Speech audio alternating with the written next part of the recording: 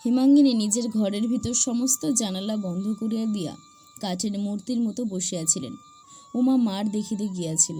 ফিরে আসিয়া বলিল, জ্যাঠামা বললেন কেষ্টমামা বড় হলে ডাকাত হবে, ওদের গায়ে কি ঠাকুর আছে? উমা, মায়ের অশ্রু বিকৃত ভগ্ন কণ্ঠস্বরে উমা চমকাইয়া উঠিল। কাছে আসিয়া ভয়ে ভয়ে জিজ্ঞাসা করিল, কেন মা? হ্যাঁ রে, এখনো কি তাকে সবাই মিলে মারছে? বলিয়াই তিনি মেঝের উপর উপুর হইয়া পড়িয়া কাঁদিয়া উঠিলেন। মায়ের কান্না দেখিয়া উমাও কাঁদিয়া ফেলিল।